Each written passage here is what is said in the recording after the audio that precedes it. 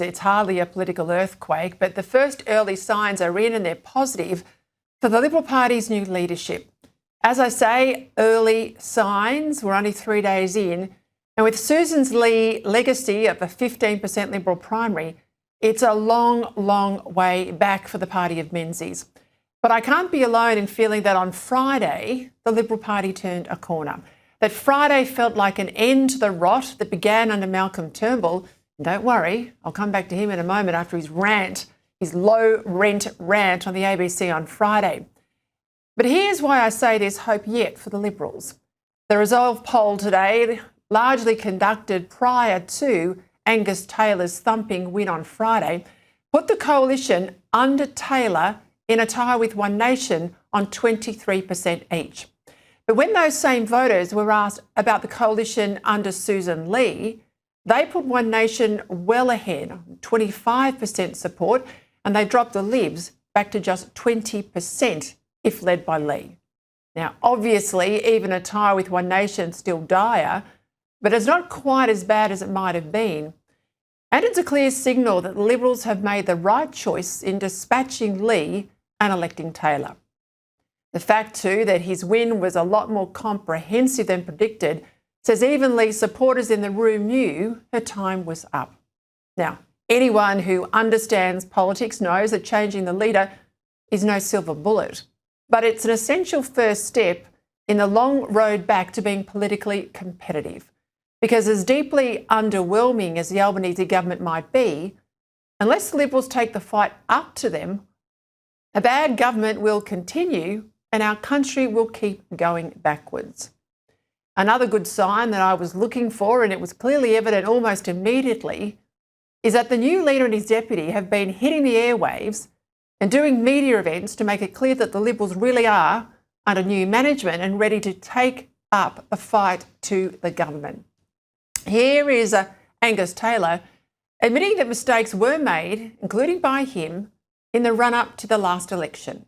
Well, first of all, we've got to admit the mistakes we made in the past. We made a mistake in the election campaign. We need to convince Australians that we will be the party of lower taxes and we will take a strong policy package to the next election along those lines. He said the coalition will oppose Labor's looming tax increases, not just CGT, so not just on the sale of property, but also so-called carbon border adjustments, which are basically carbon tariffs on carbon tax on imports that every Australian consumer and business will end up paying. As well, today, a series of coalition frontbenchers were in the media, all stressing that our immigration intake has not just to be smaller, but better, with no place for Islamist extremists. Not tolerate anyone coming to our country who hates Australia. We are going to shut the door. I think the idea of ensuring that terrorist supporters from a terrorist region, potentially, not coming to this country has a lot of merit. It certainly hasn't come through the new shadow cabinet that's going to be announced tomorrow, but it didn't even go through Sussan Ley's shadow cabinet, so I can't comment on it because I haven't seen it. But look, I can certainly support what Angus Taylor has said. I mean, the comments that he's made, I think, are common sense, that we don't want people who are dangerous. Now, look, Taylor's not arguing that we should discriminate on the basis of religion. But it's crazy not to discriminate on the basis of values. Take this guy, for instance, Islamic Council of Victoria President Mohammed Muhyiddin, who has led the state's peak body for years. His latest comments, sent out via a recent newsletter, call for the Islamic community to unite against, quote, oppressors and resist any attempts to reform places of worship and institutions. As the Herald Sun also reported today, Muhyiddin waged war against political forces seeking to scrutinise and alter Islamic society in Victoria. And he's no stranger to controversy either, previously investigated over, quote, offensive and divisive social media posts, while he served as a taxpayer-funded multicultural commissioner, with Jewish leaders accusing him of stoking division. And just last week, he uninvited state Liberal MPs from open Mosque Day events after they called out inflammatory language used by Muslim leaders and preachers in speeches delivered in response to the terror attack in Bondi. Now, seriously, are these the sort of values we think belong in Australia? Indeed, people who were believers of a caliphate or believe in Sharia law, for instance, or have an Islamic State flag in their car, as was allegedly the case with the Bondi shooters, surely they disqualify themselves as the sort of people we want in this country, don't they? I mean, how could they, in good conscience, even swear our citizenship oath? Our oath which declares that I swear allegiance to Australia and its people, whose democratic beliefs I share and whose rights and liberties I respect. Well, Sharia law is inconsistent with that. And if you can't swear the oath, or if you don't mean it, as Taylor said on Friday, our door's now shut.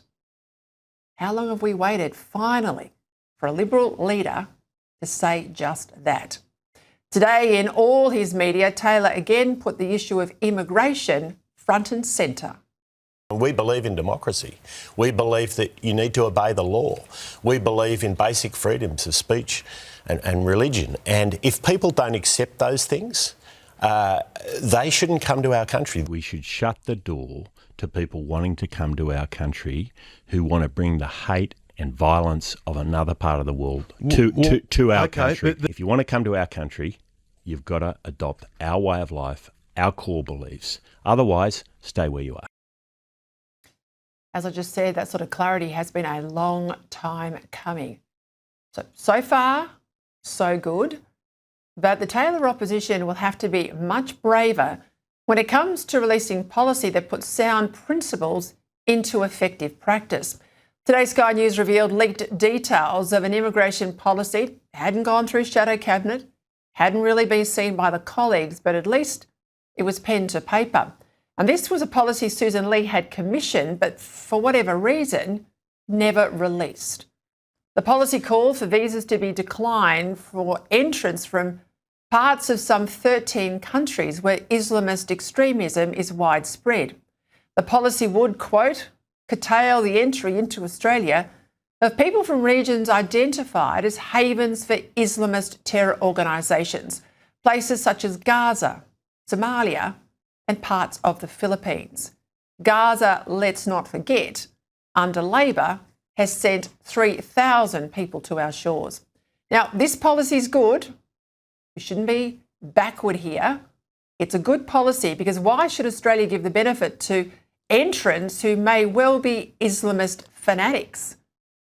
But the fact it was never even released tells you something, doesn't it? That the Liberals, at least under Sussan Ley, were nervous about making the tough calls needed if Australia is to keep its character. Now, Taylor's right. On immigration, it's not just that the numbers have been too high, it's that the quality has been too low. But the sooner there's flesh on the policy bones here, the sooner the better. And when that happens, I predict the polls should shift.